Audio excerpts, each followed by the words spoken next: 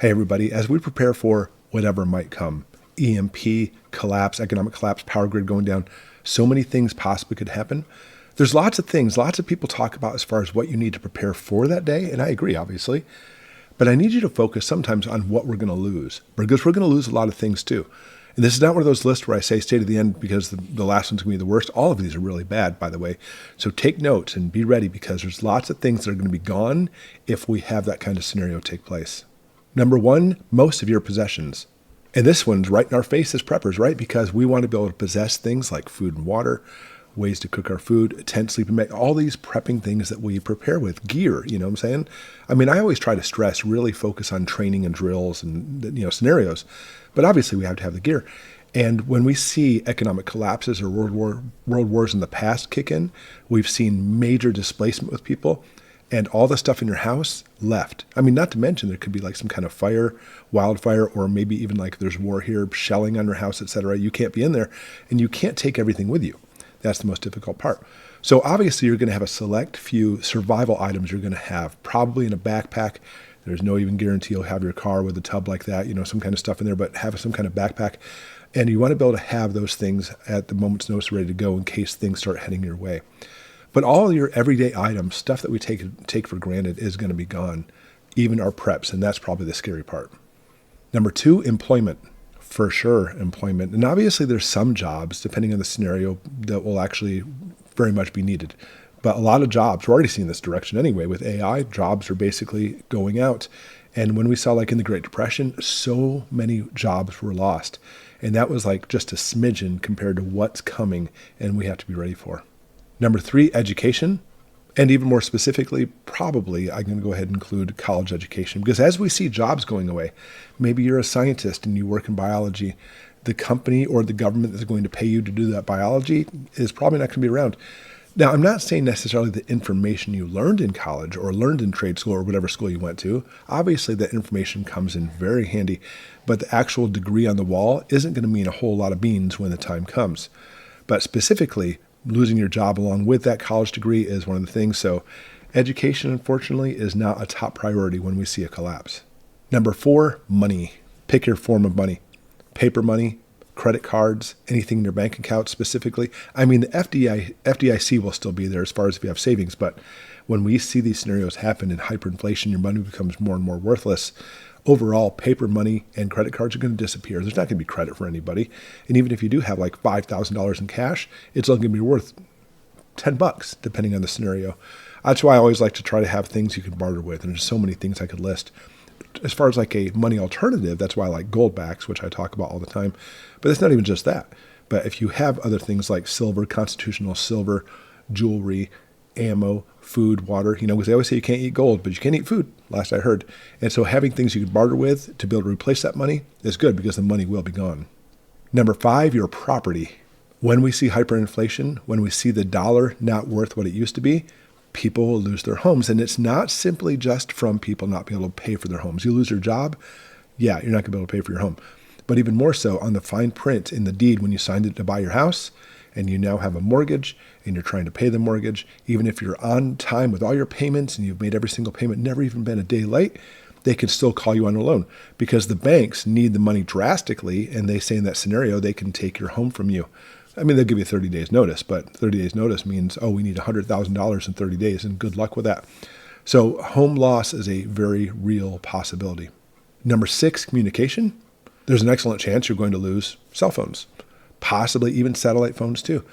Who knows how the whole system's going to work? If we're looking at grid down, you're definitely going to lose those. And sometimes you can find those walkie-talkies that you talk on that actually go through your cell phone towers. And like today's modern times and everything working fine, those are good to have. But if we're talking about the cell towers going down, that walkie-talkie, that communication, that nationwide coverage you have with walkie-talkies is going to be gone too. Trying to find ways to communicate with your family is so vitally important. So since the communication won't happen there, just always have a plan now. Hey guys, if we lose all communication, let's meet at this place or whatever the case may be.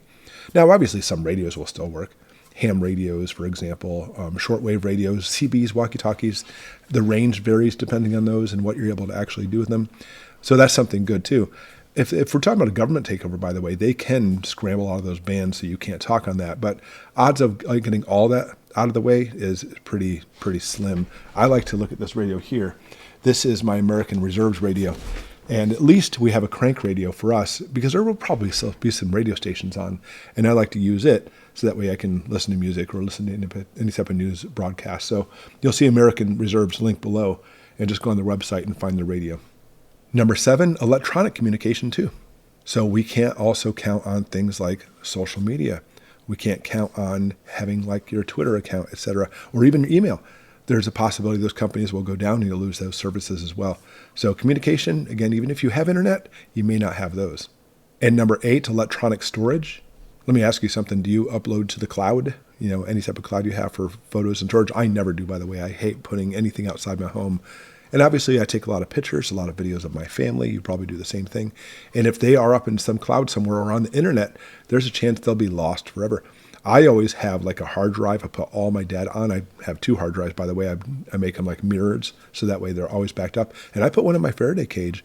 That's where I put the first one. The second one, I do other things to make sure it's always staying around too.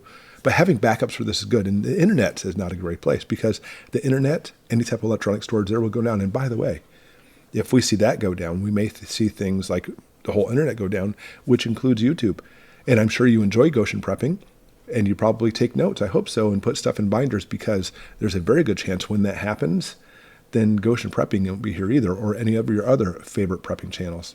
Number 9, retirement. This one will be very painful because understand when we see markets crashed, the majority of people's retirements are based on markets as far as investments goes. And if the markets go down, which they will, then your retirement literally could disappear. The markets themselves, I mean, obviously, if you're like a day trader and make money that way, that's one thing. There's always ways to make money, short term on the stock markets. But we're talking about long-term investments and retirements.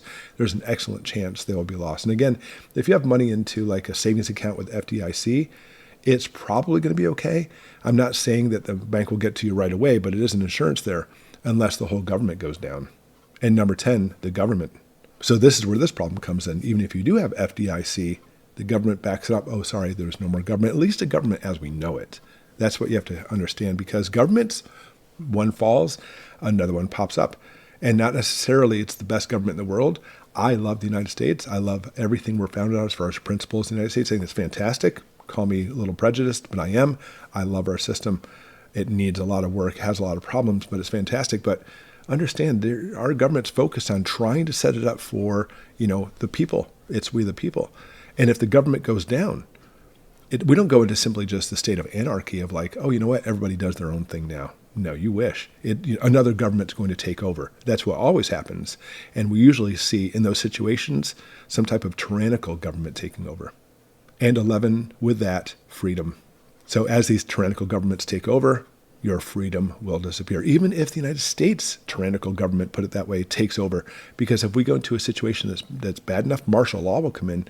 Say goodbye to your freedom. I mean, it's intended that the martial law in the United States will be short term. And martial law has been declared numerous times in the United States, and it did disappear over a short amount of time. But who knows what's coming? And your freedoms may disappear along with it. So lots of things we need to look at, guys. It isn't always about preparing. Yes, we need to prepare. But you also need to prepare by knowing what's going to disappear. And there's lots of things that will. So anyway, if you have any more stuff, put in the comments below, things that will disappear as well. Because, it's not always about having food and water, because that may disappear too.